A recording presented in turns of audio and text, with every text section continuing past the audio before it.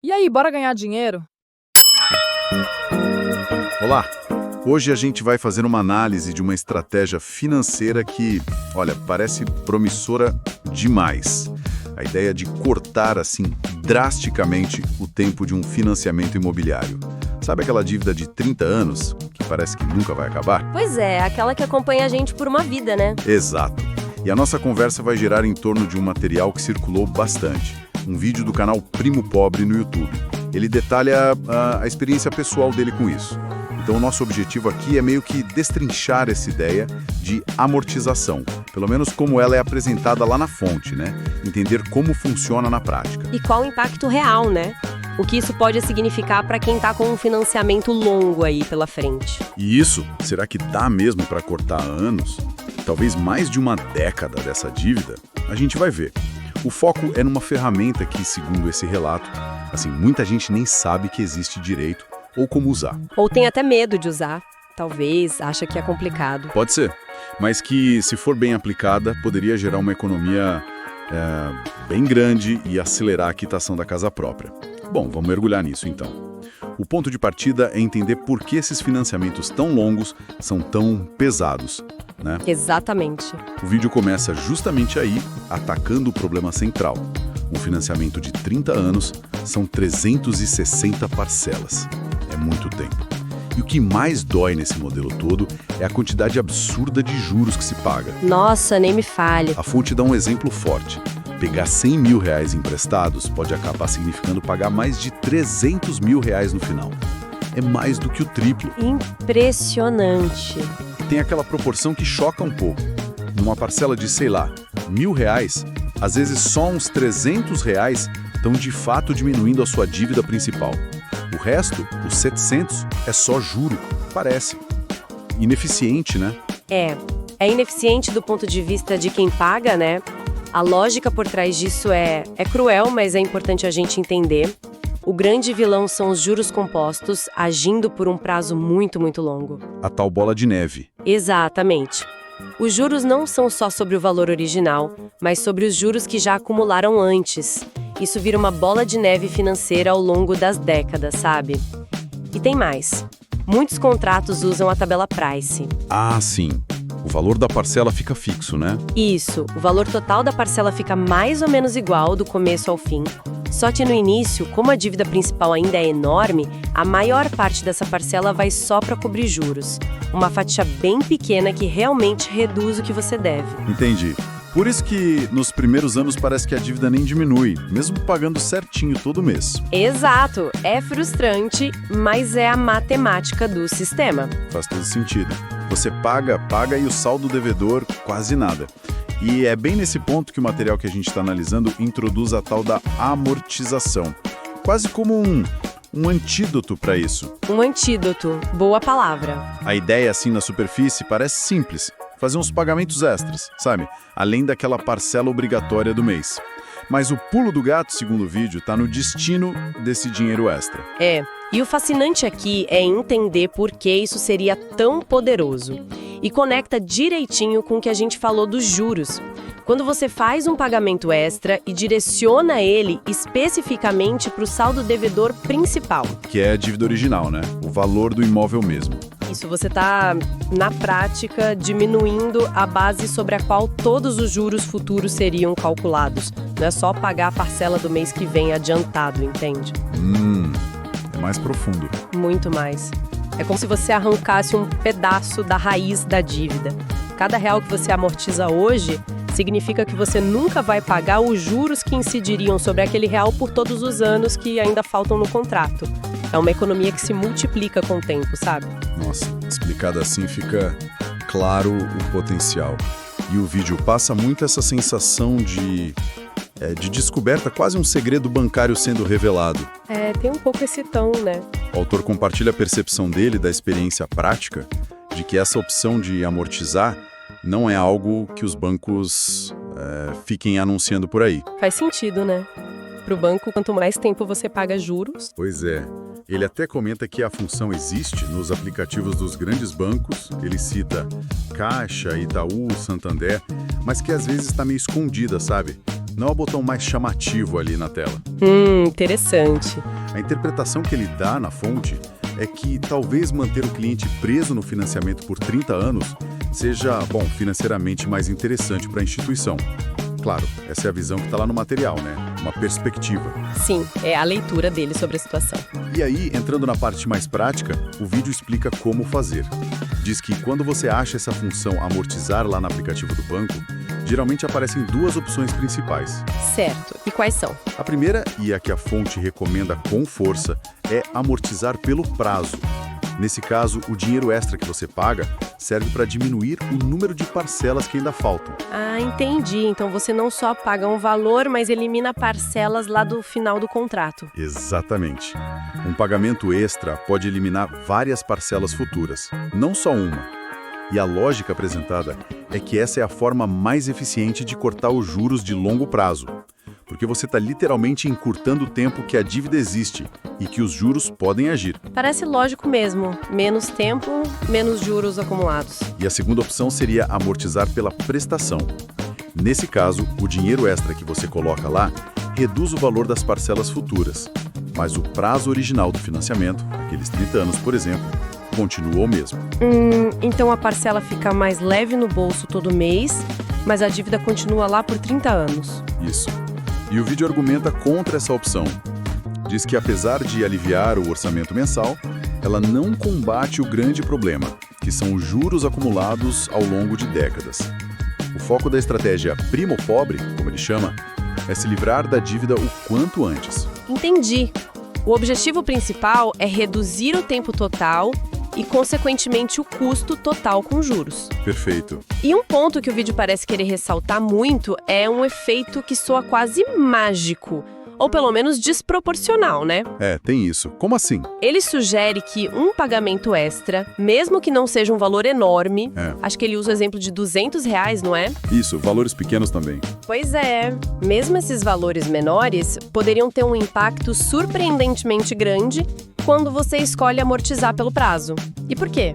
Porque esse dinheiro vai direto na veia do saldo devedor principal, como a gente falou, ele evita toda aquela cascata de juros futuros que incidiria sobre ele. Certo. No cenário que ele descreve, com uma parcela mensal, acho que era R$1.281 no exemplo dele, Algo assim, sim. esses R$200 extras poderiam, dependendo, claro, das condições do contrato e da taxa de juros, eliminar não só uma fração, mas talvez uma parcela inteira lá do final do contrato. Nossa. Ou até mais de uma. Nossa, então não é uma relação de 1 para 1. Pagar R$200 não significa só abater R$200. Exatamente.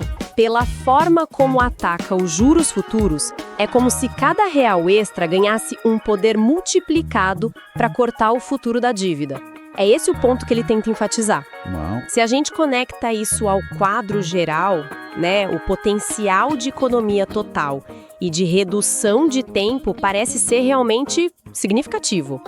Não é só pagar a dívida um pouquinho mais rápido, é mudar a trajetória toda do financiamento. Sim. E aí entra parte do relato pessoal dele no vídeo, que é onde fica bem impactante. Conta. Ele diz que começou com um financiamento padrão de 360 meses. 30 anos. E aí, em apenas um ano, aplicando essa estratégia de forma consistente, Um ano só. amortizando qualquer dinheirinho extra que aparecia, fosse R$200, R$400, R$500, ou valores maiores, tipo 13º, algum bônus, vendeu alguma coisa, um carro, tudo ia para amortização. Disciplina, hein? Total. E o resultado, ele conta que conseguiu reduzir o prazo restante para cerca de 170 meses. Peraí, de 360 para 170? Exato. É um corte de quase 190 parcelas. Dá mais ou menos uns 16 anos a menos de dívida. Em apenas um ano de esforço focado. Caramba, isso é realmente impressionante. Quase metade do tempo original cortado. Pois é.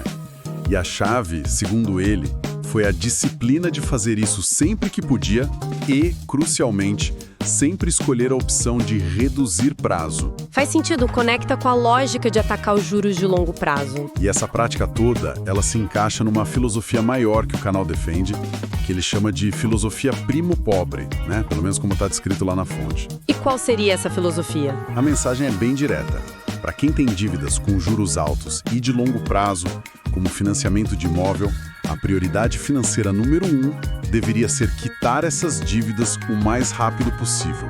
Ponto. Antes de pensar em investir, por exemplo. Exatamente. O argumento central é que a economia que você gera ao evitar pagar esses juros altíssimos é um retorno mais seguro e muitas vezes até maior do que o que você poderia ganhar com investimentos. Especialmente considerando a incerteza do mercado, né?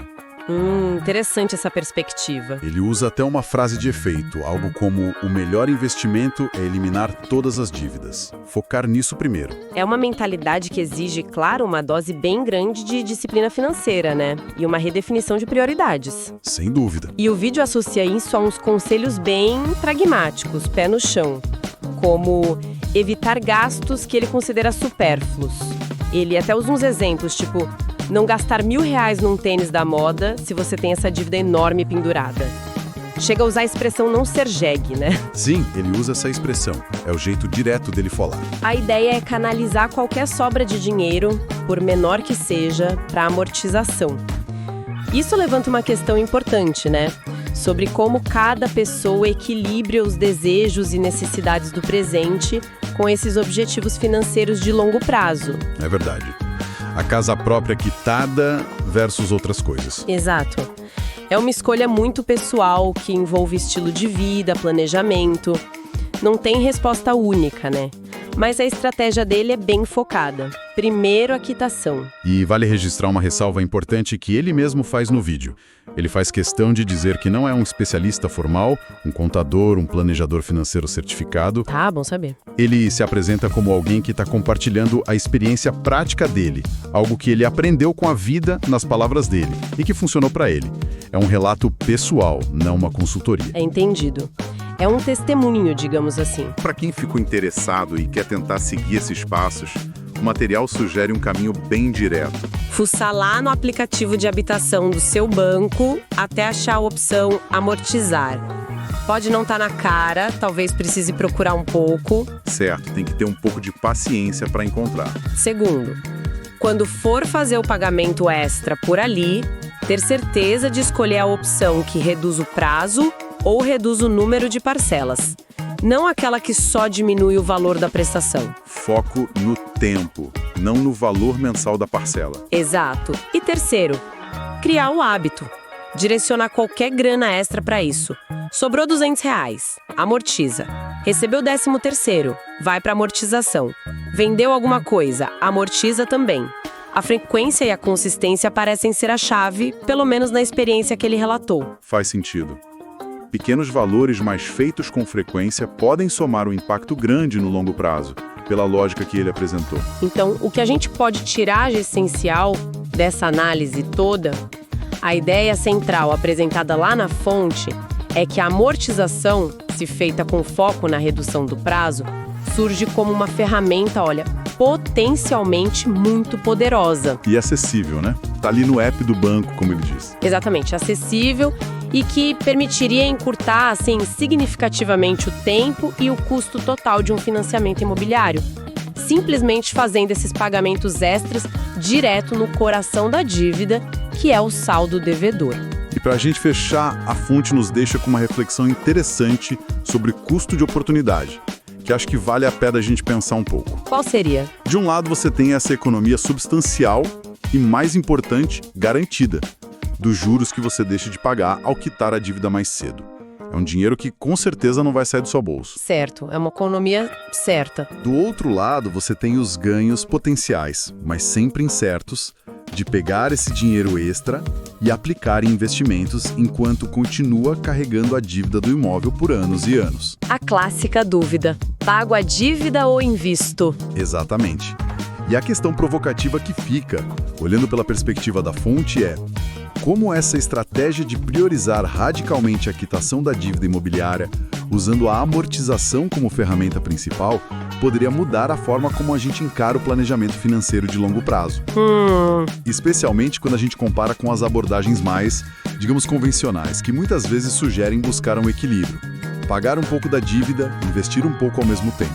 A fonte aqui propõe algo mais Radical, talvez. Focar 100% na dívida primeiro. É uma abordagem mais agressiva na quitação. Ação financeira, com os objetivos e até com um perfil de risco de cada um. Uma ótima reflexão para finalizar. E com isso, a gente conclui a nossa análise do material de hoje. Gostou do episódio? Aproveita para curtir e se inscrever no canal. E compartilha com aquela pessoa que também está precisando ganhar dinheiro.